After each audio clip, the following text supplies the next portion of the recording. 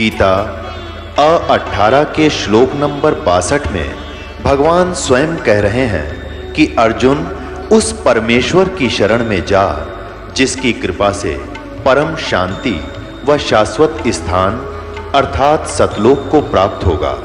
वो परमेश्वर कौन है, कहां है, कैसा है, जानने के लिए कृपया अवश्य सुनिए जगत गुरु तत्वदर्शी संत रामपाल जी महाराज के अमृत वचन। उस समय इनको शिक्षित किया जाएगा और उस समय इनको मैं पुनः आऊंगा और यथार्थ ज्ञान कराऊंगा, क्योंकि धर्मदास जी बड़े चिंतित थे। विशेषकर उस समय चिंतित हुए जिस समय परमात्मा ने एक लीला की थी कबीर जी ने, ये देखने के लिए कि जो मेरी शरण में आए हैं उसमें 64 लाख शिष्य कबीर परमेश्वर जी के हुए थे। सन 1398 में कबीर परमात्मा जी सतलोक से चलकर आए थे और काशी शहर लहर तारा तालाब के अंदर कमल के फूल पर एक शिशु रूप धारण करके वो प्रकट हुए थे। उनके कोई माता पिता नहीं। वहां से एक नीरू नीमा नाम के जुलाहा पति पत्नी थे, वो परमात्मा को बालक को ले गए थे। वो निसंतान थे और उनके घर परमात्मा लीला में तरीके से परवरिश को प्राप्त हुए। बड़े होकर जुलाहे का कार्य करने लगे और साथ में जिस उद्देश्य को लेकर आए थे वो तत्व ज्ञान भी प्रचार करते थे। वो सतगुरु का रोल भी करते थे, जिस कारण से वो जुलाहा कहलाए। तो उस समय परमात्मा के शरण में जो भी आया, कुछ आशीर्वाद से, कुछ भगवान परमात्मा प्रथम मंत्र देते थे जो दास आपको देता है, इस 5 नाम का, बस इससे उनको बहुत लाभ हुआ।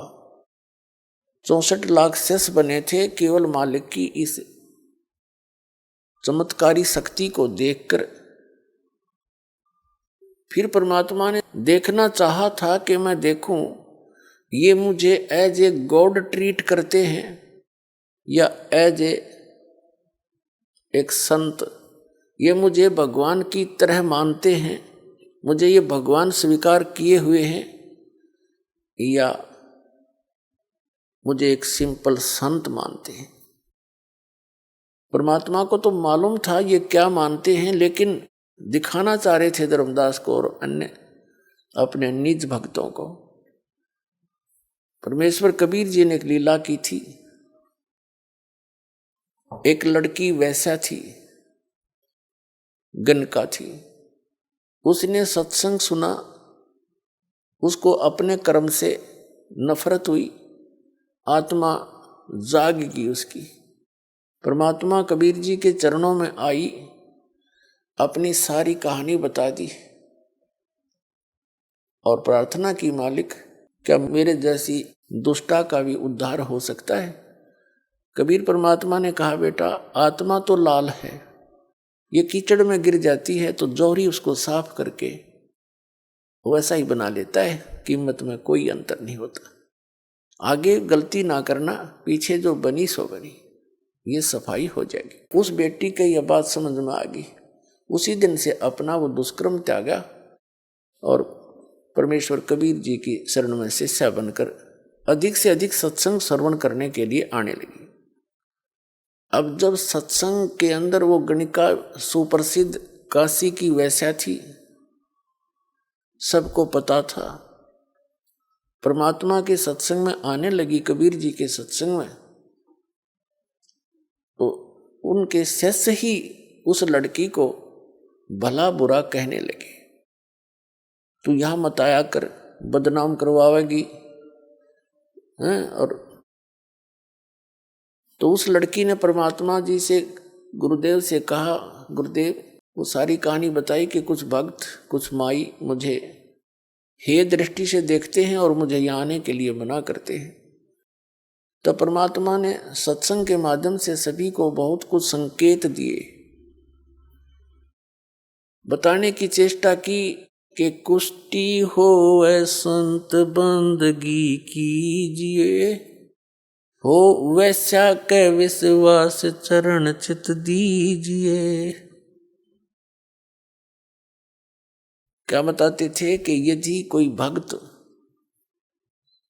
कोढ़ी भी है, उसका चाम भी चू रहा है और उसने दीक्षा ले रखी है, उससे नफरत ना करना, उससे भी सच्चाई बोलना, प्यार से डील करना उसको, क्योंकि वो भक्त है, परमात्मा की आत्मा है और धीरे धीरे वो कल्याण हो जाएगा उसका। ऐसे ही बताते हैं, हो वैसा के विश्वास चरण चित दीजिए। यदि कोई गणिका भी हो और वो भगवान पर विश्वास रखती है, उसको भी एक भक्त भगतमती बहन रूप में ट्रीट करना, अपनी आत्मा में दोष ना देखना उसके प्रति, क्योंकि वो भगवान की बच्ची है। धीरे धीरे बुराई छूटेगी, क्योंकि जब तक मैला कपड़ा साबुन और जल के संपर्क में आवेगा नहीं तो निर्मल कैसे होगा। तो ये सत्संग एक जल और साबुन दोनों का काम करता है। यहाँ आएंगे, कोई शराब पीता है, कोई सिगरेट पीता है, कोई मांस खाता है, कोई रिश्वत लेता है, कोई चोरी करता है, कोई दुराचार करता है। यहाँ आएंगे, उनको पता चलेगा, उनकी आत्मा साफ होगी तो तभी बुराई छूटेगी। चाहे कोई डाके मारता है, चोर है, जब उसको पता चलेगा तो ऐसा जुल्म कर रहा है, इसको कहाँ भरेगा, कीड़े पड़ेंगे कुत्ता बनकर सिर में, खाज लगेगी, माया यहीं रह जाएगी, तू लूट लूट कर जा रहा है, ले जा रहा है, या कोई भी बुराई कर रहा है, उसका कितना भयंकर परिणाम तुझे भोगना पड़ेगा। तो अज्ञानता से गलतियां बड़े बड़े महापुरुषों से भी होगी और अच्छी आत्माएं तुरंत त्याग देती हैं, सतर्क हो जाती हैं, आगे फूक फूक कर कदम रखती हैं। तो ज्ञान सत्संग से ही होता है। कोई भी यहाँ आओ, सत्संग एक ओपन सथल होता है, सबके लिए अलाउड है, और सत्संग सुनेंगे तो बुराई छूटेगी। बहुत कुछ परमात्मा समझाया करते थे, लेकिन एक और हमारे अंदर दोष है, हम गुरुदेव से अतिरिक्त अपने को ज्यादा बुद्धिमान मानने लग जाते हैं, और जब सुख हो जाता है, क्योंकि ये तो एक सुख का सागर है कबीर परमात्मा, इनकी शरण में आने से जीव को सुख तो होगा ही होगा। जैसे एसी रूम है, एयर कंडीशनर, और उसके अंदर कोई आता है गर्मी में, उसमें तो आती इसको राहत मिलेगी मिलेगी, वो वातावरण ऐसा है। तो सुख होते ही हमारे अंदर एक दोष है, हम भगवान से ही दूर होना प्रारंभ कर देते। तो कबीर साहब कहते हैं, वो सुख भी आपके लिए बहुत बुरा सिद्ध हो गया, अभिशाप बन गया आपके लिए। तो यही कारण रहा कि वो लोग परमात्मा के सुने हुए वचनों पर अमल कम करने लगे, और अपने मते से अधिक व्यवस्था करने लगे सत्संग के अंदर। और ये सबसे बड़ी मार खाता प्राणी, अपना अपना मता नहीं चल सकता, या तो जो सतगुरु का आदेश हो उसी को सिरोधार्य रखे। यदि हम इसे बुद्धिमान होते तो पहले यहाँ इसी ज्ञान को ग्रहण किए होते, हम पहले बुराइयां छोड़ चुके होते। ऐसा निर्मल ज्ञान जो परमात्मा कबीर जी ने दिया, ये हमें पहले ही प्राप्त होता। अब दो बात सीख ली विद्वान पाक के, और अपनी हिम्मती से फिर आप चलोगे, ये यहाँ ऐसा ठीक नहीं, यहाँ ऐसा होना चाहिए, खाक होना चाहिए। जो व्यवस्था सतगुरुदेव कराते हैं वो सिरोधार्य होनी चाहिए भगत के लिए, और जो आदेश थे वो सिरोधार्य होना चाहिए। भक्त भक्त ही होता है। तो नहीं, उनके गले उतरी नहीं यह बात, परमात्मा समझ गए कि ये अब भक्तिहीन हो गए हैं, क्योंकि गुरु जी के वचन की अवहेलना करने से नाम खंडित हो जाता है। इन सभी समीकरणों को देखकर परमात्मा ने एक दिन सोचा कि ला इनकी अच्छी तरह फड़क निकाल दूं, क्योंकि जो आत्मा कोई जैसे कोई बुराई घनी कर रखी हो तो उसने अपने पाप दिखाई देते हैं, वो ज़्यादा से ज़्यादा सत्संग अटेंड करता है, ज़्यादा से ज़्यादा सेवा करने की चेष्टा करता है, और जैसा उसका सामर्थ्य है वो दान धर्म भी खूब करने की चेष्टा करता है। तो वो बहन जो गणिका थी वैसा थी, वो परमात्मा के अति निकट आकर के सत्संग सुनती थी, मुँह की तरफ देखती रहती थी भगवान के वचनों को, क्योंकि उसने तो ज्ञान कदे सुना नहीं था। उसकी तो आत्मा प्यासी थी, 50 साल की उम्र होली थी उसकी, सारे बुराई करते करते। तो उसके कारण वो सभी जो मूर्ख टाइप के व्यक्ति थे संगत में, उन्होंने औरों को भी भ्रमित कर दिया कि ये लड़की यहाँ ठीक नहीं है, गुरुजी बदनाम हो जाएंगे, ये हो जाएगा। तो परमेश्वर कबीर जी ने सोचा लाइन की फड़क निकाल दूं। यदि मुझे ये अपने ही जैसा मान रहे हैं तो फिर इनको मेरे साथ रहने की आवश्यकता ही नहीं है। एक दिन कबीर परमेश्वर जी ने अपने प्यारे भक्त आदरणीय रविदास जी से कहा कि आप एक हाथी किराए पर ले आओ। रविदास जी ने आज्ञा का पालन किया, हाथी किराए पर ले आए, जो सधे हुए हाथी होते हैं। और उस लड़की से कहा, गणिका से, वैश्या से, बेटी तू कल अपना सारा सुंदर कपड़े पहनना, सब आभूषण लगा करके और मेरे पास आना। जो आज्ञा गुरुदेव की। लड़की अगले दिन कबीर साहब की कुटिया में पहुंच गई।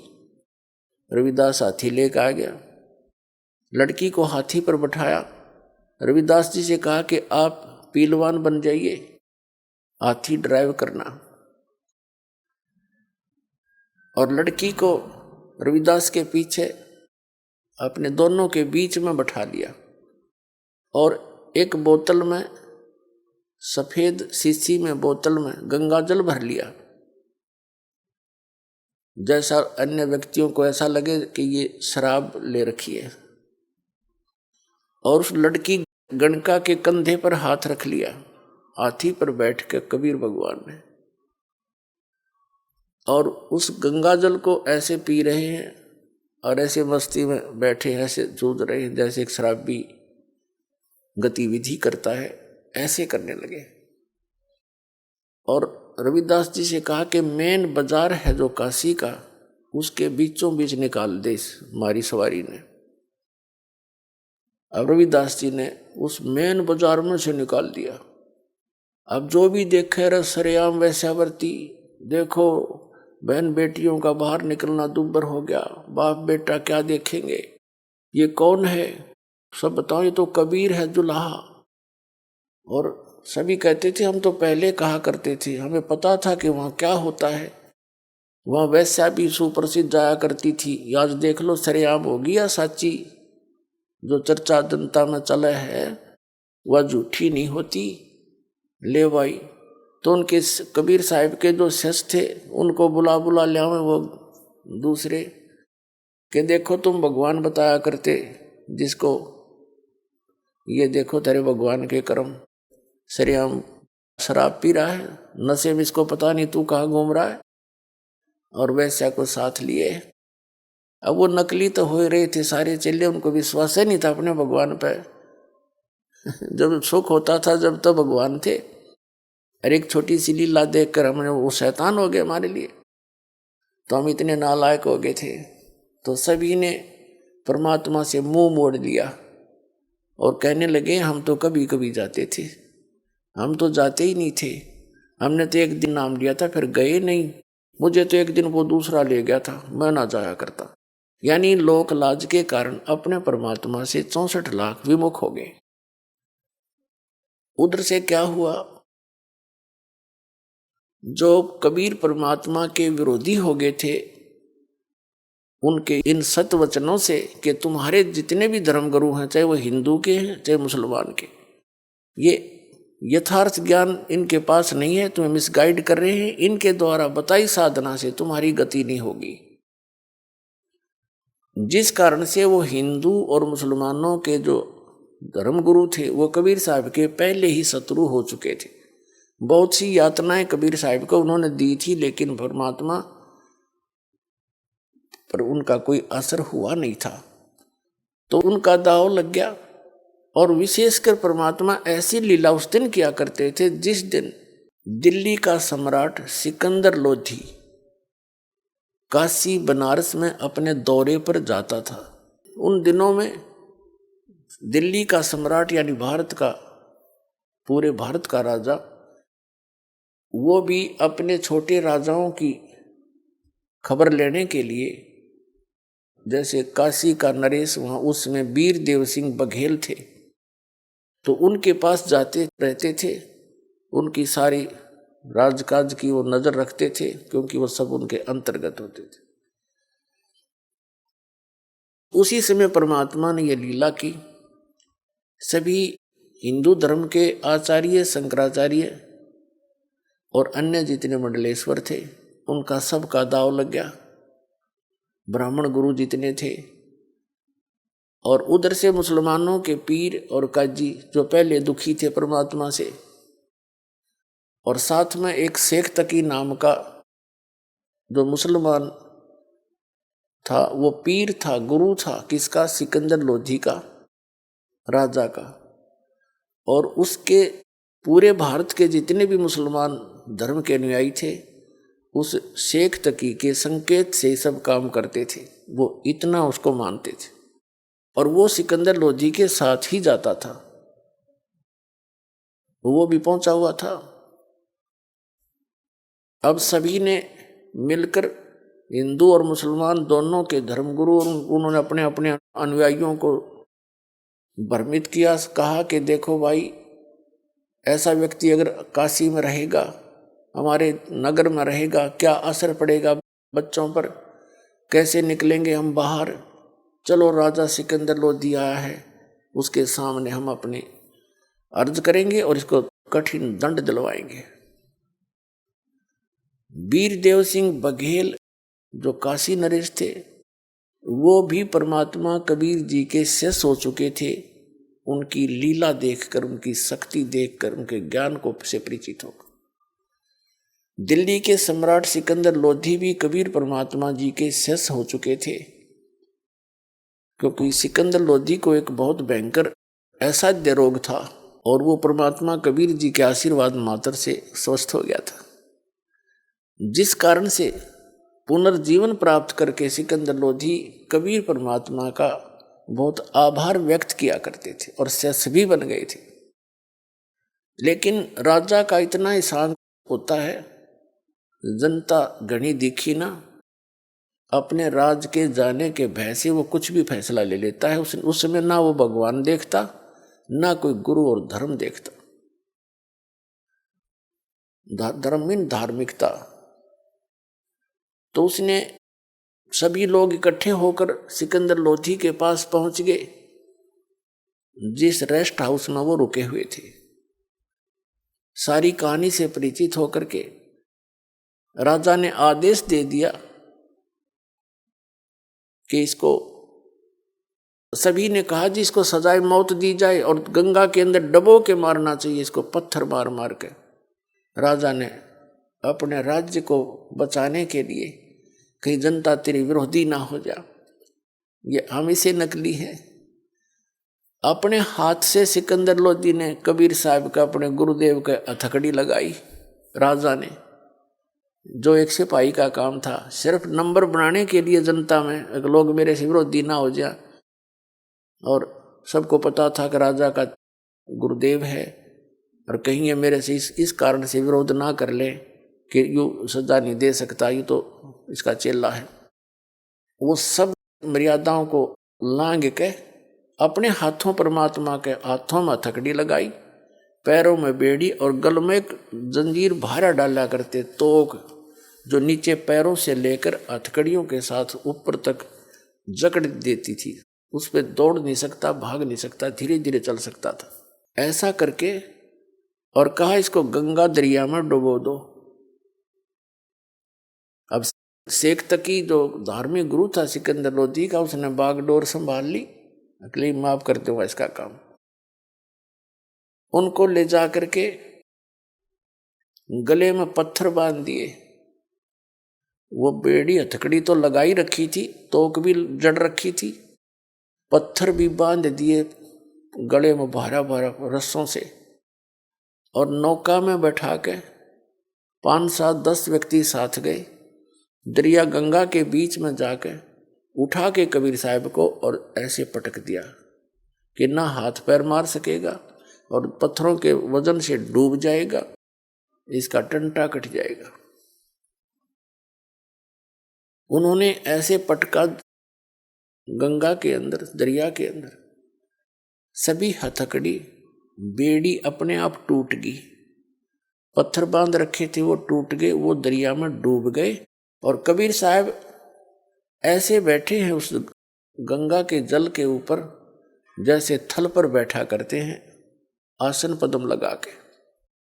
नीचे से लहर जा रही है, परमात्मा सुरक्षित बैठे। अब नौका वाले वापस आ गए। अब लोगों ने देखा कि डूबा नहीं।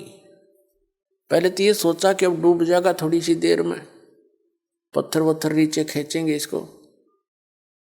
जब देखा कि इतना डूब रहा है, ना इसको हथकड़ी रही है, तो सब ने कहा कि पत्थर मारो, पत्थर मारो।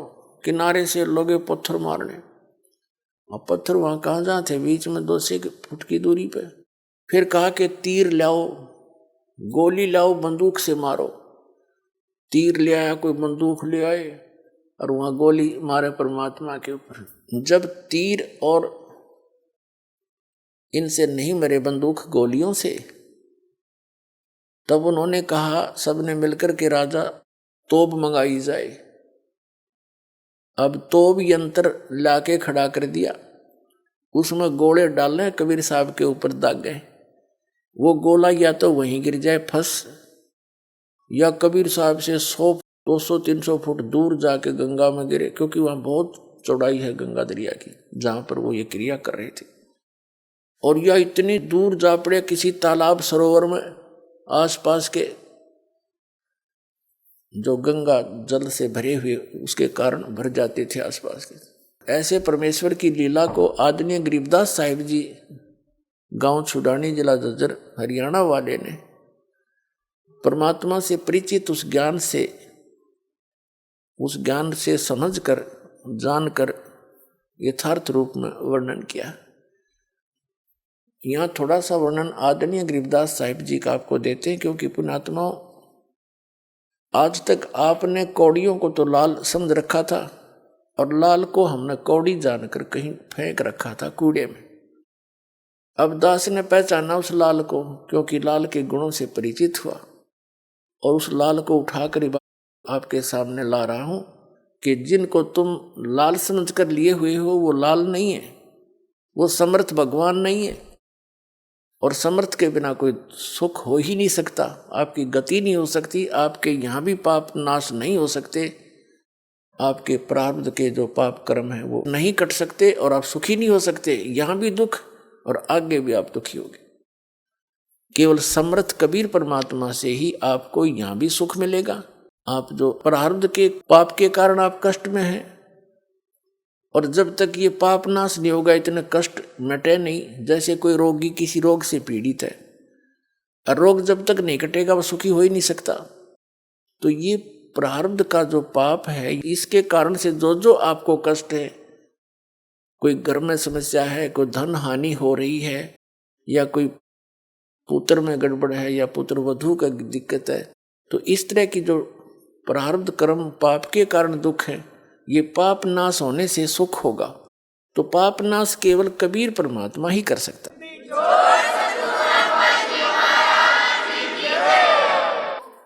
तो यहां इसलिए आपको उस लाल की महिमा, लाल को लाल सिद्ध करने के लिए आपको भी वो उनके लक्षण बताए जा रहे हैं कि सचमुच लाल ऐसा ही होता है। और किस किस ने इस लाल को पहचाना था, उन्होंने यही लक्षण बताए जो दास बता रहा है। तो यहाँ आदरणीय गरीबदास साहिब जी को परमात्मा कबीर जी बनारस से सशरीर जाने के बाद, और सन 1727 में, यानी लगभग 209 वर्ष के पश्चात, परमात्मा सतलोक से चलकर आए अपने निज स्थान से।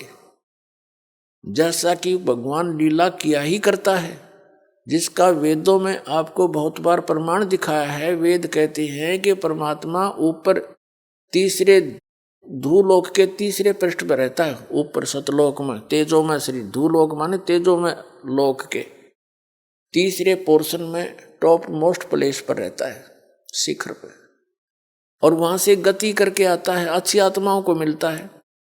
और वो परमात्मा किस उद्देश्य से आते हैं?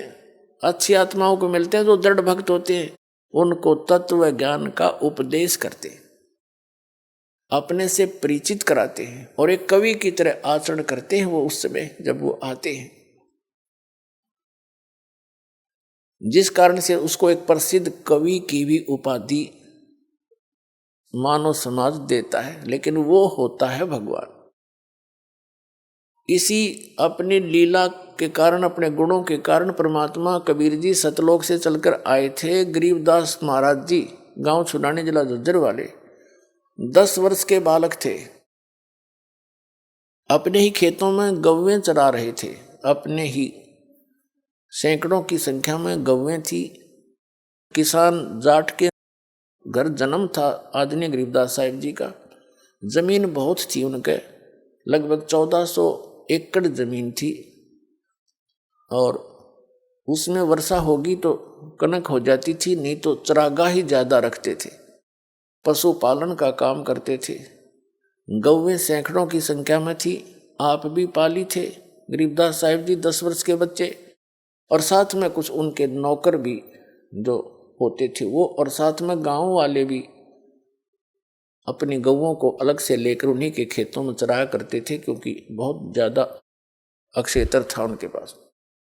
तो सभी वहां गौवें चरा रहे थे। सतलोक से परमात्मा चलकर आए, आदरणीय गरीबदास साहिब जी से मिले।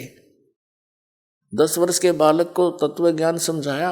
उनकी प्रबल इच्छा हुई कि मैं भी उस सचखंड को देखूं जहां से आप आए हो। आप इतना सुख बता रहे हो, वहां किसी चीज का अभाव नहीं, वहां सदाबहार वृक्ष है, सदाबहार फल फ्रूट है, वहां कोई वर्द नहीं होता, वहां मृत्यु नहीं होती, सुंदर शरीर है, ये नाड़ी तंत्र से बना हुआ वहां का बॉडी नहीं है, तो तुम वहां चलो बच्चा, वहां सदा सुखी रहोगे। यहाँ तो असंग बार मर लिए, जन्म लिए। इससे प्रभावित होकर गरीबदास बालक की बहुत जबरदस्त प्रेरणा बनी और इच्छा हुई कि मैं भी आपके साथ वो सतलोक चलूं।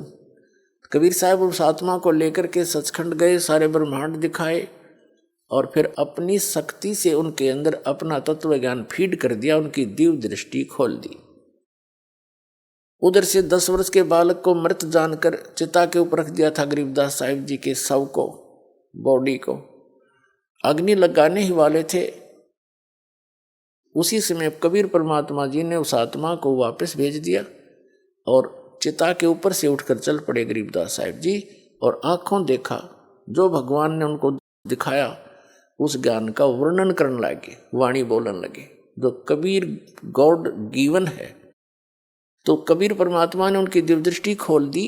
दिव्य दृष्टि खुल जाने के बाद जीव भूत और भविष्य और वर्तमान के सभी ज्ञान से परिचित हो जाता है। पहले क्या हुआ था, कहाँ कहाँ किसने क्या बोला था, क्योंकि ये जो शब्द है ये खंड नहीं होता, ये एक पिक्चर सी बन जाती है। जहाँ जहाँ हम जाते हैं, आते हैं, मिलते हैं, ये सब पिक्चर बन जाती है और ये हमारे यहाँ घूमती रहती है। और जिनकी दिव्यदृष्टि खुल जाती है उनको एज इट इज वो वचन सुनने को मिलते हैं, और वो ऐसी सब क्रियाएं हो रही है जो फिल्म वो जो की तो दिखाई देती है। उसमें अंतर इतना होता है कि वो अपनी लैंग्वेज में फिर वहाँ बोलकर सुनाते हैं अन्य समाज को, बाकी घटना जो की तो होती। इसी प्रकार आदरणीय गरीबदास साहिब जी ने परमात्मा की इस लीला को, जो उन्होंने हाथी पर बैठकर गणका यानी वैश्या को बीच में बैठाकर लीला की थी, फिर उनको दरिया में डुबोने की कुचेष्टा की थी नालाकों के कारण, वो सारा चित्रण बड़े प्यार से किया हुआ अपनी अमृतवाणी में परमात्मा से प्राप्त दिव्य दृष्टि के द्वारा। पुण्यात्माओं, जैसे लाखों वर्षों पहले श्री रामचंद्र जी ने जो लीला की थी, जिसको रामायण कहते हैं, उस रामायण का, वो सारी घटनाओं का ज्यों का तो चित्रण श्री तुलसीदास जी ने अपने वचनों में अपने हिसाब से अपने वाणी में किया था। तो वो सबको मान्य है कि जो तुलसीदास जी ने लाखों वर्ष के बाद उस समय चल रही चलचित्र की तरह वो सारी घटनाओं को देखकर और लिखा था और सत्य माना जा रहा है। इसी प्रकार अपनी दिव्य दृष्टि की रेंज होती है, जैसे एक सूक्ष्मदर्शी होती है, एक दूरदर्शी होती है। तो दूरदर्शी का भी, दूरबीन का भी अपना अपनी रेंज होता है, क्षमा होती है। कोई तो 1 किलोमीटर तक दिखा सकती है, कोई 100 फुट तक ही दिखा सकती है, देख सकती है, और कोई ऊपर के ग्रहों तक भी देख लेते हैं यहाँ से बैठे, उनकी इतनी अक्षमता होती है। इसी प्रकार कबीर परमात्मा द्वारा प्राप्त उस दिव्य दृष्टि की रेंज गरीबदास जी को जो मिली थी वो सबसे ज्यादा थी।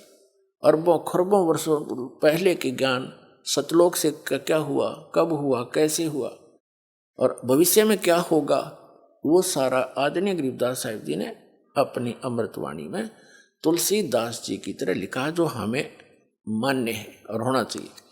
अब क्या बताते हैं, फिर गणका के संग चले सीसी बरी शराब, गरीबदास उस पूरी में जुल्हा भया खराब। कि उस नगरी में, उस काशी नगरी में कबीर परमात्मा उन लोगों की दृष्टि में एक बेहुदा व्यक्ति लगने लगा। जुल्हा यानी वो कबीर धानक परमात्मा हुआ खराब, यानी सबकी दृष्टि में वो गलत सा लगने लगा। क्योंकि फिर गणका को संग लिया सीसी बरी शराब, वैसा को साथ लिया और लोगों की दृष्टि में वह सीसी शराब की थी, लेकिन वो गंगा जल था। गरीबदास उस पूरी में जुल्हा भया खराब, तारी बाजी पूरी में ये भिष्ट जुलदी नीचे, गरीबदास गणकास जी ही 2 संतों के बीच। गरीबदास जी क्या बता रहे हैं कि उस पुरी में, नगरी में, जब कबीर साहब को उस दशा में देखा, हाथी के ऊपर बैठे हुए हाथ में शीशी शराब की तरह पी रहे थे गणका को, वैसा दोनों संतों के बीच में बैठी थी, तो सारी नगरी में ताली पिट्टी, हंसी मजाक कर, गाली दें, ये दुल्हा नीच, वो अपनी असलियत पर आ गया।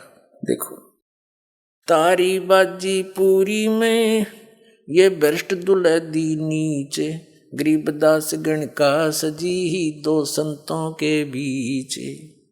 गावत बैन विलासे पद गंगा जल पीवंते, गरीबदास भी भल बहे वो मत वाले घूमत। बड़ुआ बड़ुआ सब कहें कोई न जाने खोजे, दास गरीब कबीर करम ये बाटे सिर का बोझे। क्या बताते हैं कि कबीर साहब पर अपनी महिमा के शब्द गा रहे थे।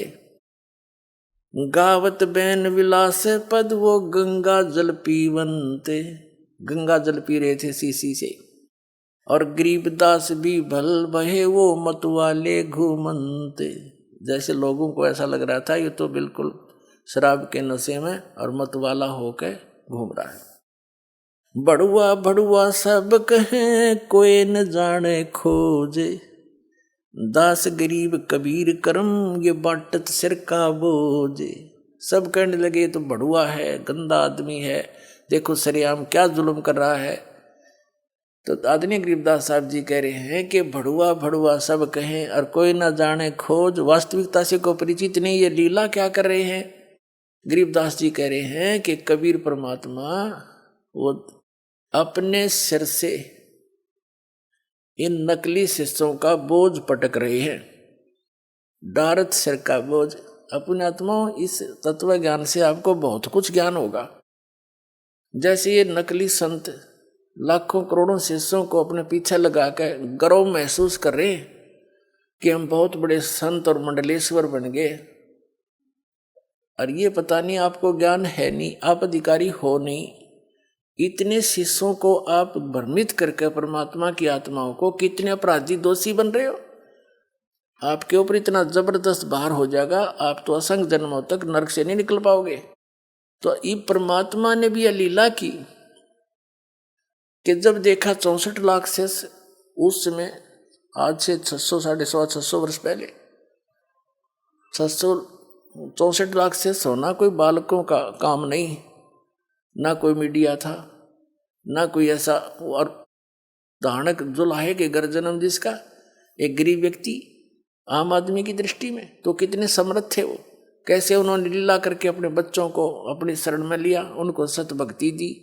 लेकिन हम परमात्मा को ना पहचान कर उससे ऐसे ही बिछुड़ते रहे। अब जो दास आज सत्संग सुना रहा है वो लास्ट में रिजल्ट निकलेगा इसका। तो वह त्रुटि, वो कमी अभी तक हमें हानि करती रही, आगे अड़ती रही। तो क्या बताते हैं, तो सभी के सभी जो शिष्य थे वो अपने आप विमुख हो गए, सत्संग में जाना छोड़ गए। यहाँ दो स्थिति होती है, एक तो होता गुरुद्रोही। गुरुद्रोही वो होता है जो गुरु की निंदा करने लग जाता है, उसका विरोधी बन जाता है, तो वो तो गुरुद्रोही है। गुरुद्रोही तो कभी भी फिर भविष्य में अगले जन्मों में कई असंख्य युगों तक मानव शरीर नहीं प्राप्त करता। और जो वैसे ही लोक लाज में दब के अराना छोड़ गए तो उनको, और गुरुद्रोही हुए नहीं, गुरुद्रोही की परिभाषा आपको बताई थी, तो उनको फिर आगे उस परमात्मा के द्वारा दी गई भक्ति, जिसने 2 वर्ष की, किसी ने 10 वर्ष की, किसी ने 20 वर्ष भी की होगी, किसी ने 30 वर्ष भी की होगी, तो उस भक्ति से वो फिर रह गए यहीं पर। लेकिन उस भक्ति के कारण परमात्मा उनको चार्ज कर गए, इतने दयालु हैं। उनको फिर मनुष्य जन्म मिलने शुरू हो गए। और वो ही आप हो जो यहाँ आ रहे हैं, उन 64 लाखों में से पहले वो आएंगे। आप भटक रहे हो, परमात्मा से दूर हो गए, लेकिन वो दयालु हैं, उनको मालूम था कि ये अब नहीं पहचानेंगे मुझे, हमें चार्ज कर गए, इतने दयालु हमारे कर्म बनवा गए, अराब बढ़वा को आ गए, और हम उनसे दूर हो गए, और कोई विकल्प नहीं था उनके सामने। तो हम अब आप जी को जो मनुष्य जन्म मिलता हुआ आ रहा है, आपके अंदर प्रेरणा है परमात्मा की। कोई कहीं जा रहा है, कोई संत के पास जा रहा है, कोई किसी मंदिर में जा रहा है, कोई तीर्थों पे जा रहे हैं, कोई अपने आप ही कोई साधना कर रहे हैं, तो आपके अंदर वो चाह है। तो 2 प्रकार से मानव शरीर प्राप्त होता है। एक तो पूर्व के पुण्य कर्मों से लगातार मनुष्य जीवन कई भी मिल जाते हैं, जब तक उसके पूर्व जन्म के पुण्य चलते हैं, भले ही आगे वो भक्ति करे या ना करे, पिछले प्रारब्ध के कर्मों से, संचित कर्मों से ऐसे मिल जाते हैं। तो जो व्यक्ति ऐसे मनुष्य जीवन से ही मनुष्य जीवन प्राप्त है, वो जल्दी भक्ति को ग्रहण करता है, उसमें एक चेष्टा रहती है परमात्मा के पाने की। और दूसरी टाइप से मिलता है जन्म, एक टर्न वाइज मिलता है, नंबर वाइज। जैसे 84 लाख प्रकार के प्राणियों के शरीर में कष्ट भोगने के उपरांत इतने पुण्य शेष रख लिए जाते हैं इस प्राणी के कि उसको एक मनुष्य जीवन फिर से दिया जाता है। जो अन्य प्राणियों के शरीर भोग भाग के अब आए हैं, वो इस भक्ति में जल्दी से नहीं लगेंगे, चाहे कितना सिर पटक ले, उनकी ओर ही वृत्ति होती है।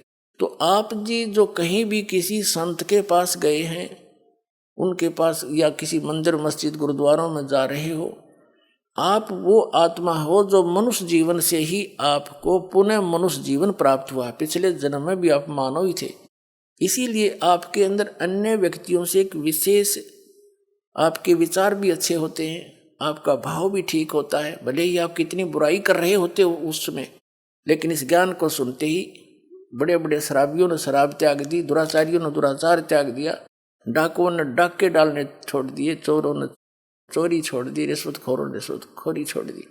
तो वो पुण्यकर्मी प्राणी गलती से फंस गए उस विकारों में, तो वो मनुष्य जीवन से आए हुए तुरंत त्याग देते हैं। और जो टर्न वाइज नंबर प्राप्त है, वो भी बुराइयां कर रहे हैं, वो नहीं, ना सुनते हैं ना वो त्यागते हैं, वो तो याद फिर उनका अंत ही बुरा होता है, वो अलग है। ऐसा नहीं है जो अन्य प्राणियों के जीवन से मनुष्य जीवन प्राप्त किया है, वो भी शरण में आ सकते हैं, लेकिन उनको टाइम ज़्यादा लगेगा आने में। वो उस समय आएंगे जब परमात्मा का पूरा ज्ञान पूरी पृथ्वी पर फैल जाएगा, बच्चा बच्चा उनको समझाने लगेगा, तब धीरे धीरे उनके अंदर वो वस्तु घर उनका भी करेगी, ऐसी बात नहीं। लेकिन आप जी वो हैं जो यहाँ पहले आ रहे हो, कभी परमात्मा से बिछड़े हुए हो आप। जब कबीर भगवान आए थे, अब कोई महाराष्ट्र से आ रहा है, कोई बेंगलोर से जो है गुजरात से आ रहा है, कोई कहीं से आ रहा है, तो एक गांव में हजारों घर होते हैं और 2-3 बच्चे निकल कर आते, तो काल ने जगह जगह फेंक रखा था इनको संस्कार बस, और वहाँ से परमात्मा उठा कर प्रेरणा कर करके टीवी के माध्यम से, पुस्तक के माध्यम से, किसी भाई बहन रिश्तेदार के माध्यम से अपना फिर संदेश भेज रहे, और वही बच्चे अभी यहाँ आ रहे। तो वो 64 लाख जो शिष्य थे परमात्मा की इस लीला को देखकर उनसे विमुख हो गए, सत्संग जाना बंद कर दिया, लेकिन वो गुरुद्रोही नहीं हुए। उनको अब फिर पिछली पीढ़ी में वो पार करेंगे, इतने दयालु हैं, क्योंकि वो हमारे पिता हैं। और सो छलछीदर मैं करूं अपने जन के काज,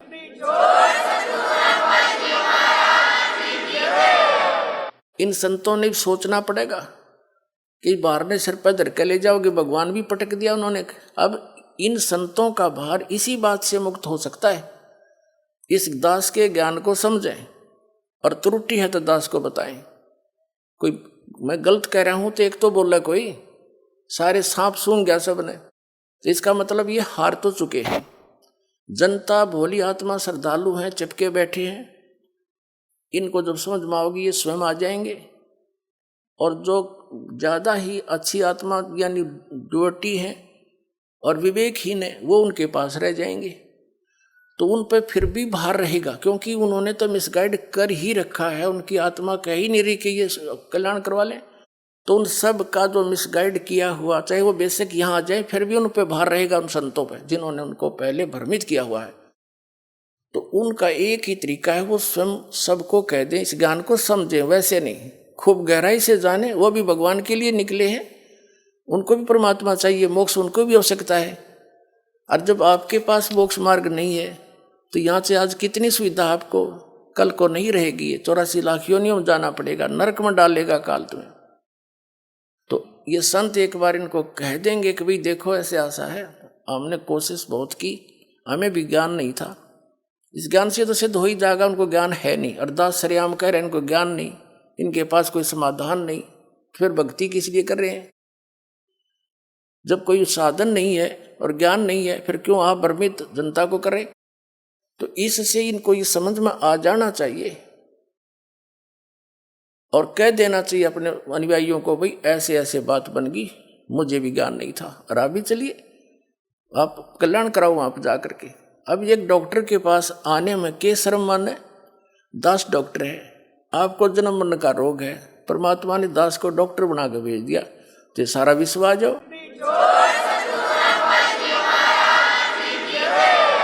और इसमें बड़े और छोटे वाली बात भी नहीं, कोई मान बढ़ाई वाली बात नहीं। दास एक डॉक्टर है, डॉक्टर को क्या अभिमान है, उसका तो पैसा है, चाहे लाखों जितना भी वो डील कर सकता, सबको कर सकता है। यहाँ तो आध्यात्मिक मार्ग में चाहे सारा विश्व आ जाओ, ये तो शब्द की शक्ति तो सारे पार हो जाएंगे, और भक्ति करोगे, नियमित रहोगे, थोड़ी सी बात है। और परमात्मा का यथार्थ ज्ञान दास के पास है, संत भी आवे और वही चेले रहेंगे, वही आश्रम होंगे, भक्ति दास के अनुसार करनी पड़ेगी, और अपना एक दास बनकर रहना पड़ेगा, संत महंत बनकर नहीं रह सकते। फिर तो आपके कर्म बिगड़े रह जाएंगे। बस इतनी सी बात है, कल्याण हो जाएगा सबका। तो वो भार मुक्त हो सकते हैं। जब परमात्मा होते हुए उन्होंने भी क्या बता रहे हैं, बड़ुआ बड़ुआ सब कहे, कोई न जाने खोजे, दास गरीब कबीर करम, ये बाटत सिर का बोझे। अपने सिर से बोझ उतार रहे हैं परमात्मा, फेंक रहे हैं नीचे, पटक रहे हैं। 64 लाख शिष्य हो गए थे, तो गुरु पर भार होता है उन शिष्यों का। वो तो भोली भाली आत्मा समर्पण हुई बैठे हैं, और वो कसाई के ले जा रहे हैं, जो गलत रास्ता बता रहे हैं, काल के जाल में फंसा रहे हैं। तो इनसे बड़ा अपराध कुछ नहीं हो सकता। तो कबीर साहब, जो परमात्मा ने भी अपने सिर से बोझ पटक दिया कि ये जान जोगे नहीं है सतलोक, तो क्यों सिर पर भार रखा? तो ये अपने सिर से भी उतार के उन्होंने तरीका यो अपना लिया, तो सब उनसे विमुख हो गए, तो उनसे वो भार मुक्त हुए। देखो गण का संग लई कहते कौम छती से, गरीबदास इस जुलहदी का दर्शन आन हदी से। सब 36 कौम 36 जात ये कह रही है, देखो वैसा को साथ लिए सरेआम घूम रहा है, इस जुलाहे का इस दान के तो दर्शन करण में भी टोटा। और फिर क्या कहते हैं, सिकंदर लोधी के पास पहुंचे, शाह सिकंदर को सुनी भ्रष्ट हुए दो संत, गरीबदास चारों वर्ण उठ लागे सब पंथ। यानी सिकंदर लोधी के पास सभी ने जाके बता दिया कि ये दो संत आदरणीय रविदास साहिब जी, परम पूज्य कबीर परमेश्वर जी के विषय में कहा कि वो दो भ्रष्ट हो गए, उन्हें सरेआम वैश्यावर्ती करते हाथी पर घूम रहे। चार वर्ण सठ आश्रम दोनों दीन खुशहाल, गरीबदास हिंदू तुर्क पड़ा शहर गल जाल। अब क्या बताते हैं कि सभी के सभी जितने दोनों धर्मों के आचार्य शंकराचार्य पीर गुरु थे, ये सब बड़े खुशी बनाई, अकाज इसका टंटा कट जाएगा, आज इसको राजा जान से मरवा देगा, फांसी की सजा देगा, इसको दंडित करवाएंगे। शाह सिकंदर कह गए सुन कबले अरदास, गरीबदास तलबा हुई वो पकड़े दोनों दास।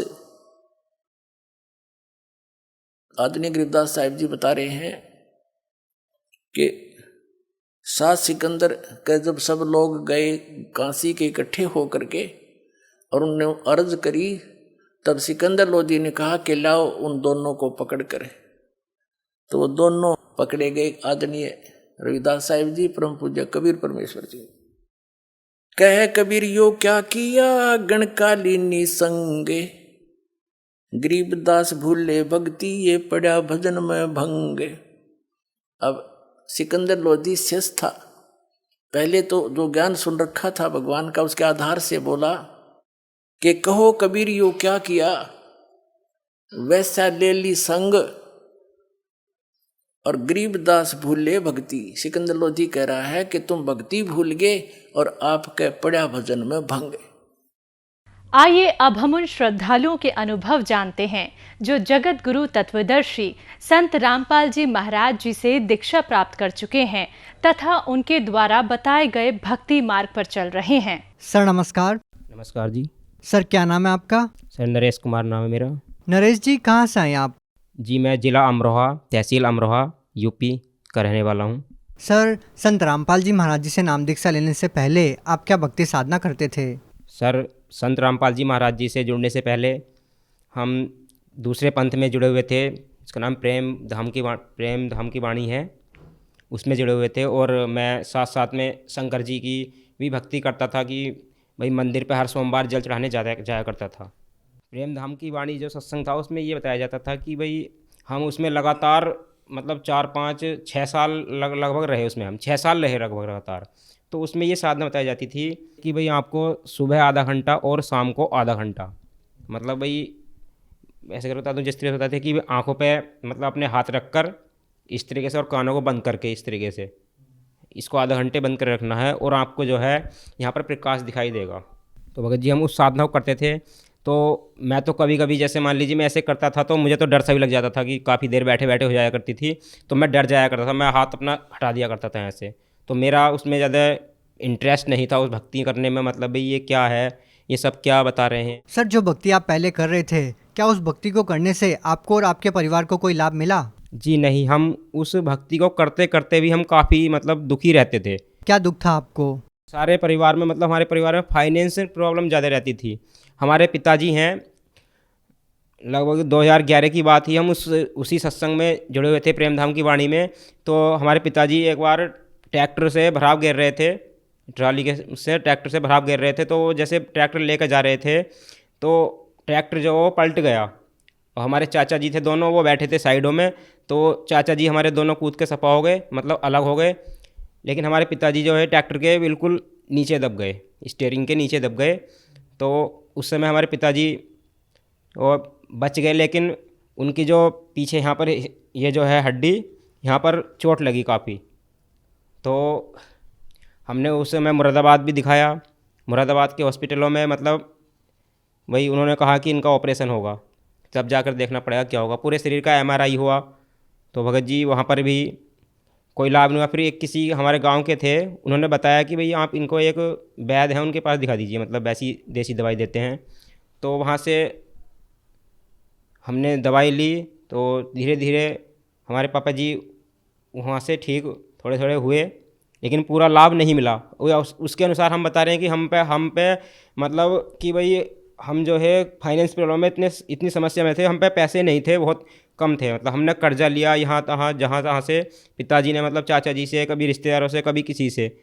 आप भक्ति करते करते भी इतने दुखों से घिरे हुए थे, तो फिर आपको संत रामपाल जी महाराज जी के बारे में कैसे पता लगा? जी, संत रामपाल जी महाराज जी के बारे में हमें ऐसे पता चला जी। संत रामपाल जी महाराज जी के शिष्य हमारे गांव में ज्ञान गंगा पुस्तक की सेवा कर रहे थे, तो हमारे पिताजी ने वो पुस्तक ले ली। ये 2012 की बात है जब पुस्तक ली थी हमारे पिताजी ने। तो सबसे पहले हमारे पिताजी ने वो पुस्तक पढ़ी। पढ़ने के बाद वो हमसे कहते थे कि भाई उन्होंने पढ़ने के बाद उन्हें अनुभव हुआ, तो वो बोले मैं यहाँ जाना चाहता हूँ, मुझे भेज दो यहाँ पर। तो हमने नहीं सुना किसी ने भी, भाई हमारे बड़े भाई साहब ने और मैंने भी, कि भी अनसुना कर दिया हमने। लेकिन जैसे जैसे समय बीतता गया भाई, फिर जो है 2014 के बाद 13 के बाद हमारे बड़े भाई साहब, सतबीर नाम है उनका, वो भाई साहब हमारे इतने बीमार पड़े कि भाई उनसे खाट पे से उठा नहीं जाता था, मतलब कि बिल्कुल पड़े ही रहते थे हर समय खाट पे ही। पड़ोसी भी देखने आने लगे थे कि भाई ये, और पढ़े पढ़े रोते रहते थे हमेशा कि मैं नहीं बचूंगा। हमने मुरादाबाद के हर हॉस्पिटल में कोशिश कर ली, अमरोहा, हमारे आसपास जितने भी हॉस्पिटल थे सब में बड़े से बड़े वहाँ कोशिश कर ली। क्या हो गया था आपके भाई को? उनको समस्या रहती थी कि भाई हाँ, कमज़ोरी ज़्यादा दिखाई देना, और उनके पेट में दर्द सा रहता था, और नले चले जाते थे कभी कभार ऐसी। तो मतलब वो हर समय बस रोना रखते थे कि भी मैं ठीक नहीं हूँगा, मैं मर जाऊँगा, बचूँगा नहीं बिल्कुल भी। यही उनके इसमें रहता था दिमाग में। तो धीरे धीरे ऐसी ही जो पुस्तक पिताजी ने ली थी हमारे, तो 2014 में बड़े भाई साहब उन्होंने वो पुस्तक उठाकर पढ़नी शुरू कर दी। उन्होंने सबसे पहले जो है पुस्तक पढ़ी, तो उसमें उन्होंने भक्तों के इंटरव्यू पढ़े। इंटरव्यू में लिखा हुआ था कि भाई भक्तों के कैंसर ठीक हुए हैं, भक्तों को इतने मतलब वही कोई इतने फाइनेंस प्रॉब्लम में था तो उसको इतने परमात्मा ने लाभ दिए हैं। तो उन्होंने वहाँ से पुस्तक पढ़ी और उनको इतना अच्छा लगा कि मैं यहाँ जाना चाहता हूँ। तो उन्होंने हमारे सामने बात रखी, भाई मैं इन संत रामपाल जी महाराज जी के पास जाना चाहता हूँ। अगर मुझे बचना चाहते हो, यहीं तो मैं मर तो रहा हूँ, मुझे एक बार संत रामपाल जी महाराज जी के शरण में भेज दो। तो इनको 2014 में जो बरबाला कांड हुआ था, उससे लगभग 2 महीने पहले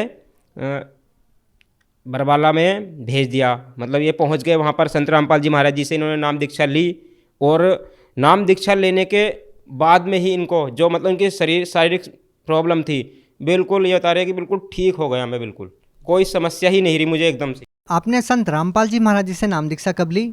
मैंने संत रामपाल जी महाराज जी से उनके 2016 25 सितंबर को मैं संत रामपाल जी महाराज जी से नाम दीक्षा ली। नरेश जी, जैसे आपने बताया कि पहले आप भक्ति करते करते भी दुखों से घिरे हुए थे, आपके परिवार में काफ़ी लोग बीमार रहते थे, आप आर्थिक रूप से भी परेशान थे। क्या संत रामपाल जी महाराज से नाम दीक्षा लेने के बाद आपके दुखों का निवारण हुआ? जी भगत जी, बिल्कुल पूर्ण लाभ मिला परमात्मा की दया से। जब से हमने पूरे परिवार ने नाम दीक्षा ली है संत रामपाल जी महाराज जी से, तो हमारे परिवार को फाइनेंशियल प्रॉब्लम जो थी वो सारी ही एक करके हमें पता ही नहीं चला कब हमारी ठीक हो गई।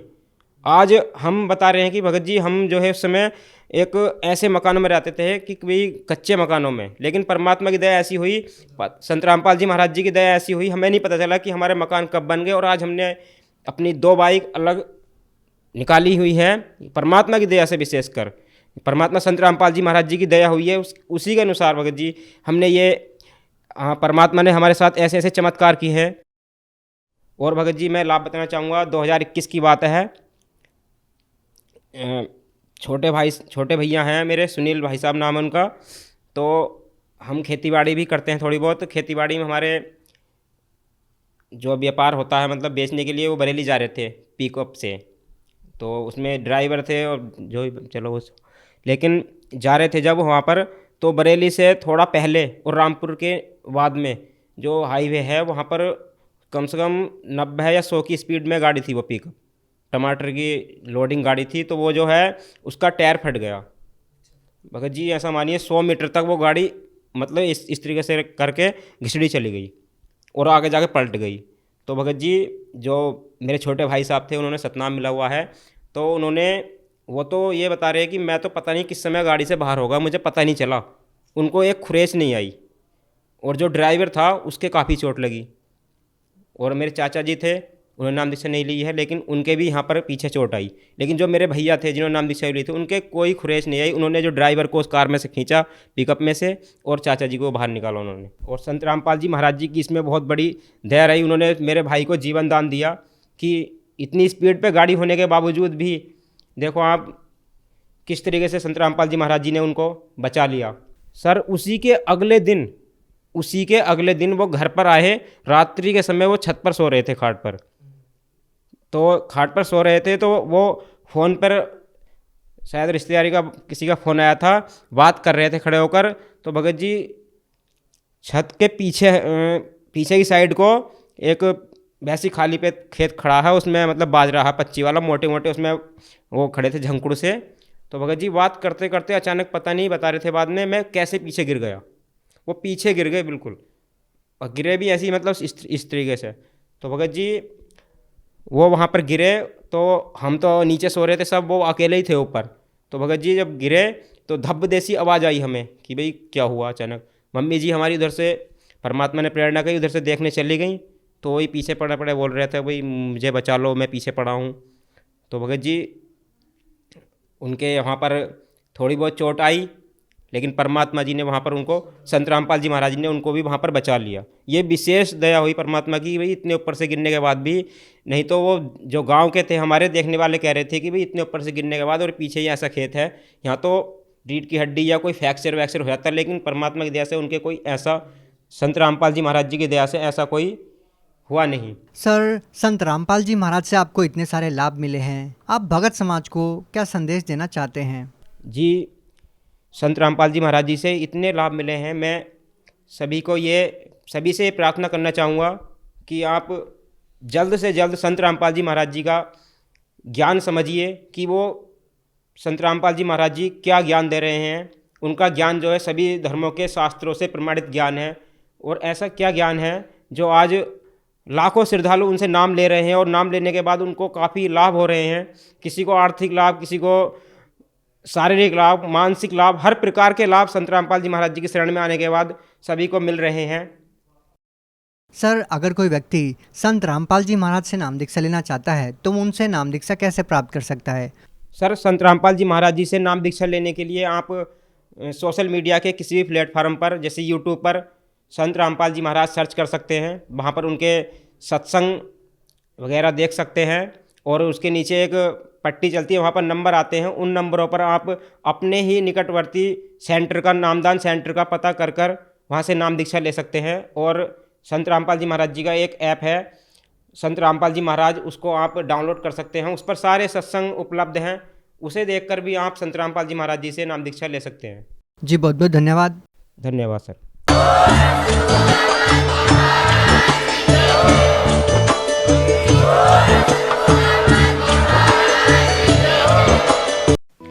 आप सुन रहे थे जगत गुरु तत्वदर्शी संत रामपाल जी महाराज के मंगल प्रवचन। अधिक जानकारी के लिए संपर्क करें।